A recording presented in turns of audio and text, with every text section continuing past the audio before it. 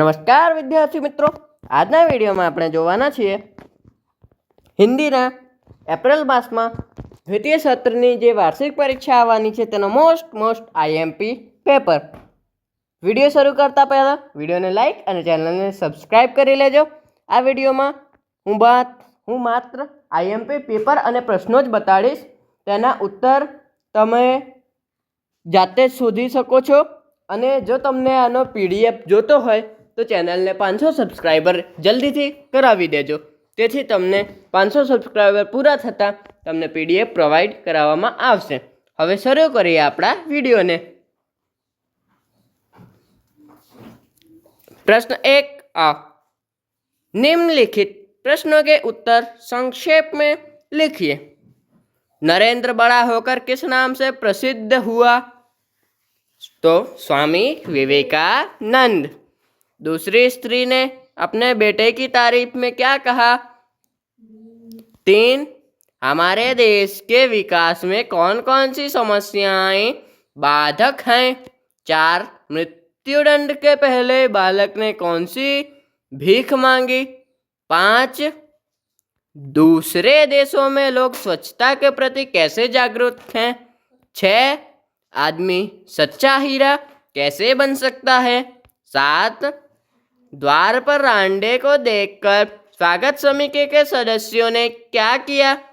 8 चौथी स्त्री का बेटा सचमुच हीरा था, क्यों? अब आगे देखते हैं. ब निम्नलिखित प्रश्नों के उत्तर संक्षेप में लिखिए. बेटी पढ़ लिख कर क्या करेगी? 2 अन्य जीवों से मनुष्य कैसे महान है? अब प्रश्न 2, नीचे दी गई काव्य पंक्तियों का भावार्थ लिखिए. प्रश्न 3 अपूर्ण कहानी को पूर्ण कीजिए. किसी एक तिलक एक धनी आबादी वाले शहर में रहता था. उसके आसपास हमेशा स्वच्छता का आग्रह रखता था. जब भी वह घर से बाहर निकलता रास्ते में कूड़ा कचरा और गंदगी देखकर दुखी हो जाता और सोचता कि कैसे लोगों को स्वच्छता के बारे में जागरूक करूं. एक दिन उसने निश्चय किया. फिर आप इसे आगे लिख सकते हैं. 2 एक चरवाहा था. एक बार जंगल की ओर बकरियां चराने गया. चरवाहा पेड़ के नीचे बैठा था और एक बकरी अकेले थोड़े दूर निकल गई. वहाँ कहीं से एक भेड़िया आ पहुँचा. उसने बकरी से कहा, मैं तुझे खाऊंगा.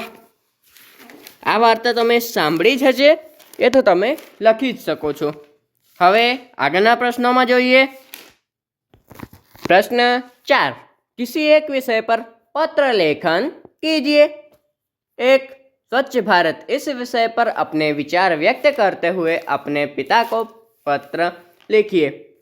और 2 अपने कर्तव्य पालन से भारत को आदर्श राष्ट्र बनाने में हमारे योगदान के बारे में आपके विचार व्यक्त करते हुए मित्र को पत्र लिखिए. तो पत्र लिखना तो आपको आता ही होगा.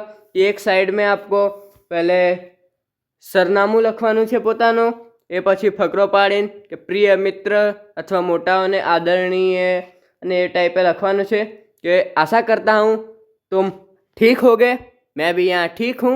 પછી બીજો ફકરો પાડીને कि मैं इस कारण से ये पत्र लिख रहा हूँ. પછી આગળની વાત કરીને છેલ્લે કે अपने पिताजी को मेरे प्रणाम कहना, तुम्हारा मित्र ખાલી જગ્યામાં પોતાનું નામ લખી દેવાનું. આ પ્રકારે લખવાનું થાય છે પત્ર, એ તમે લખી શકો છો.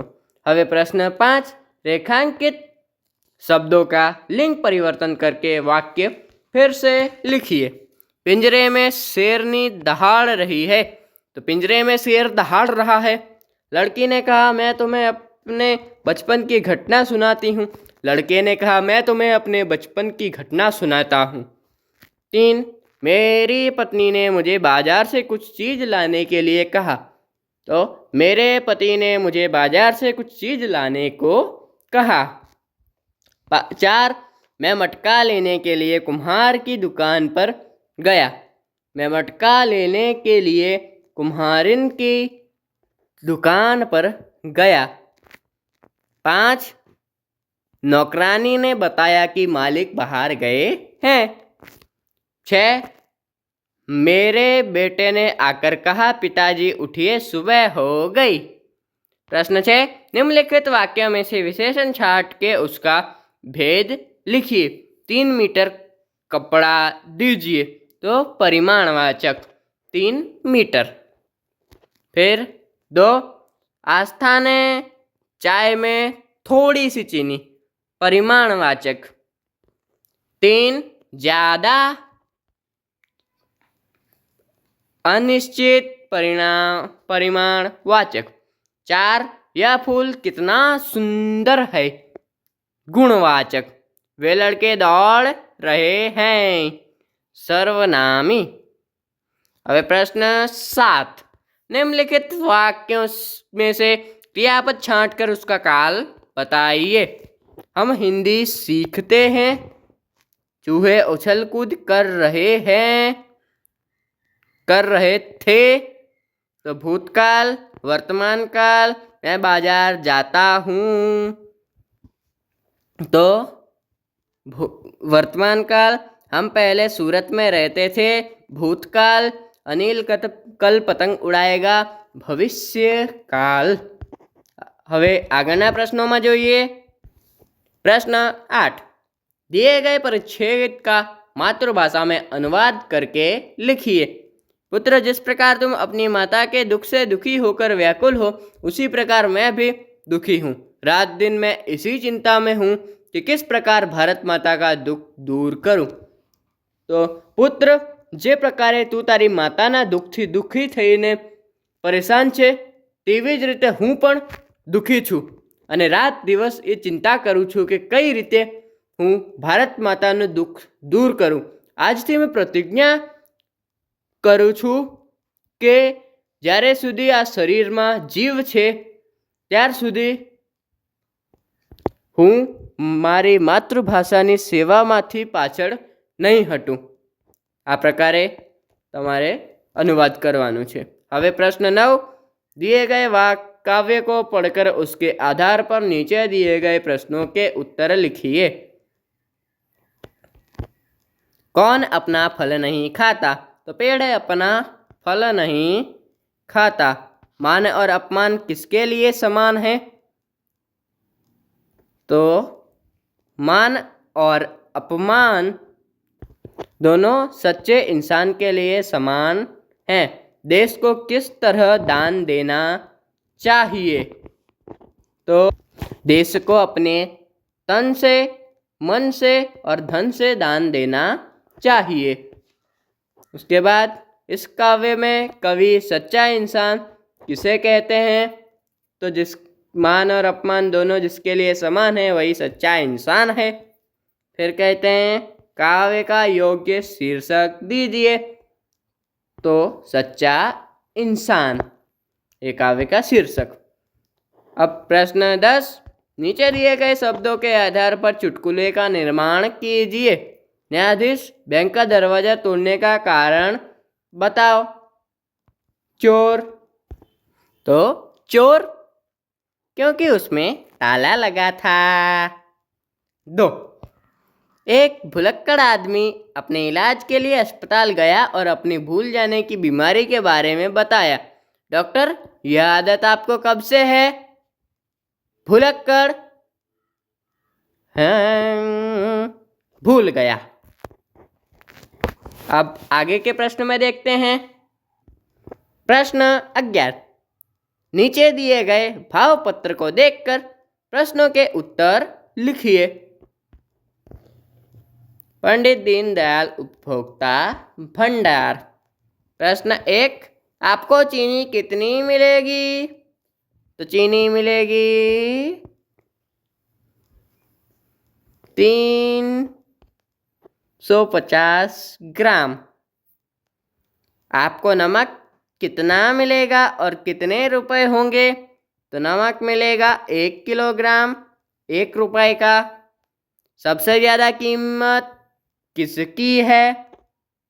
तो सबसे ज़्यादा है मिट्टी का तेल, 15.35 रुपये। फिर है 350 ग्राम चीनी और 1 किलो नमक के लेने के लिए कितने रुपए देने होंगे? तो 350 ग्राम का 13.50 और 1 मतलब 14 रुपए देने होंगे। उसके बाद 30 किलोग्राम गेहूं के कितने रुपए होंगे? तो गेहूं 15 किलो का 5.40 है, तो उसका डबल करेंगे, 30 का होगा 10.80 रुपए। अब आगे प्रश्न 12, नीचे दी गई समय सारणी को देखकर प्रश्नों के उत्तर लिखिए। सोनी मैक्स पर कौन कौन से कार्यक्रम प्रसारित होते हैं? तो सोनी मैक्स पर खाकी, मेरी जंग, वन एंड आर्मी 2 कार्यक्रम प्रसार होते हैं। स्पीड ऑफ लाइट का प्रसारण कौन सी चैनल पर प्रसारित होता है? Speed of light discovery channel पर। फिर गुलाल कार्यक्रम के बाद उसी चैनल पर कौन सा कार्यक्रम प्रसारित होता है? सपनों से भरे नैना स्टार प्लस पर।